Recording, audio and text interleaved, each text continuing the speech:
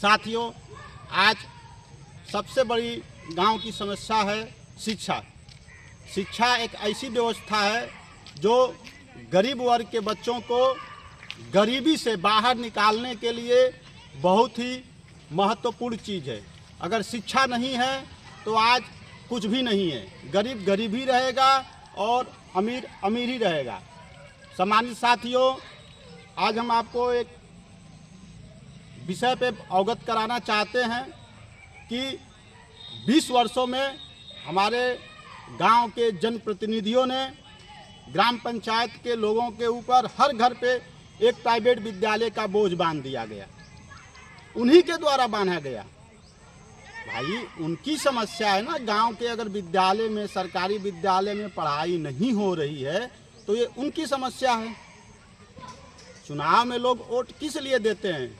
शिक्षा, स्वास्थ्य, गली, रोड, इस संबंध में गांव के लोग वोट देते हैं। लेकिन आज 20 वर्षों में हमने देखा है, मैं अपने कैमरामैन को बोलूँगा कि बगल में हमारे विद्यालय को दिखाएं। साइड में है विद्यालय। ये प्राथमिक विद्यालय सन 2021 से पहले हुआ करता था। वर्तमान समय में कंपोजिट विद्यालय हो गया है। इसी विद्यालय की हम बात करेंगे। इस विद्यालय में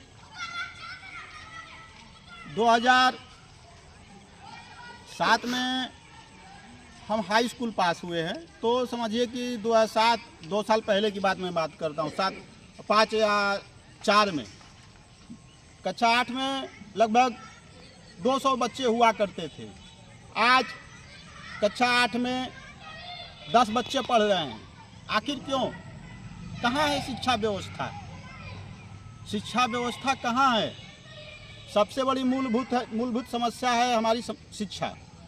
और प्राइवेट विद्यालय की स्थिति ऐसी हो गई है कि छात्रों के अभिभावक के ऊपर एक बहुत बड़ा बोझ बांधा गया है। उनके हर साल किताबें चेंज हो रहे हैं, हर साल ड्रेस चेंज हो रहे हैं और बहुत सारी सुविधाओं का फीस वसूला जाता है। जबकि हमारे ही गांव में कक्षा 1 से 8 तक विद्यालय संचालित हो रहे हैं और काफ़ी एजुकेटेड अध्यापक हैं, पढ़े लिखे अध्यापक हैं। और जो भी प्राइवेट विद्यालय में बच्चे पढ़ रहे हैं, उनके जो टीचर हैं वो 12वीं या BA किए हुए हैं। लेकिन जो हमारे गांव में सरकारी स्कूल हैं, BA से ज़्यादा एजुकेशन उनके पास है। तो क्यों ना हम अपने बच्चों को सरकारी व्यवस्था, सरकारी विद्यालय में हम शिक्षा ग्रहण कराएं। लेकिन इसके लिए पहले विद्यालय में जो मूलभूत समस्याएं हैं, जो विद्यालय में कमियां हैं, विद्यालय में अध्यापकों की संख्या कम है, उसको बढ़ाने के लिए क्यों ना हम और आप मिल के प्रयास करें। आपने 20 साल दिया जनप्रतिनिधियों को, लेकिन 20 साल में सिर्फ जनप्रतिनिधियों का विकास हुआ, न कि हमारे गांव के विद्यालय का। 20 वर्षों में सिर्फ जनप्रतिनिधियों का ही विकास हुआ है, गांव का विद्यालय का विकास नहीं हुआ है। और आने वाले समय में मैं आपको बताना चाहता हूं, लगभग 10 वर्ष और लगेंगे, दोनों विद्यालय बंद हो जाएंगे हमारे गांव के। जब विद्यालय बंद हो जाएंगे तो जो गरीब वर्ग के बच्चे हैं, मजदूर वर्ग के बच्चे हैं, उनके बच्चों को शिक्षा नहीं मिलेगी। क्योंकि प्राइवेट विद्यालय में मनमाने तरीके से फीस वसूली जाती हैं और उन गरीब परिवार के बच्चे अगर शिक्षा ग्रहण नहीं करेंगे, अनपढ़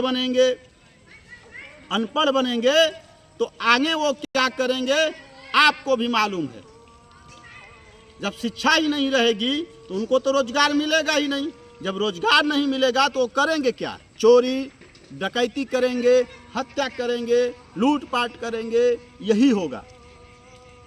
तो हम आप लोगों से यही आग्रह करेंगे कि इस बार पंचायत के चुनाव में आप जो भी जनप्रतिनिधि आए तो आप उससे आप यही बात बोलें कि आप 5 साल में क्या करेंगे।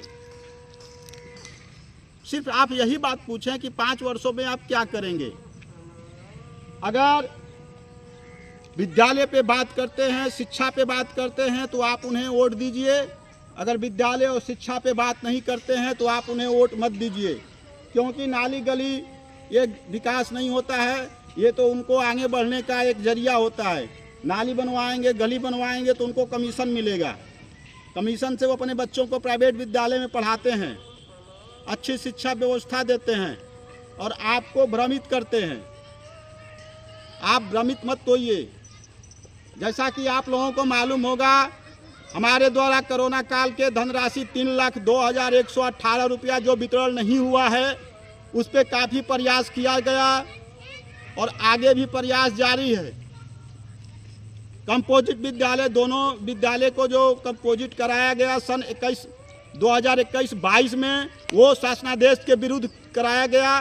शासन के शासनादेश के अनुसार ये दोनों विद्यालय कंपोजिट हो नहीं सकता। इसके खिलाफ भी हमने जिला अधिकारी महोदय से मिलकर इस संबंध में हमने आवेदन किए हैं।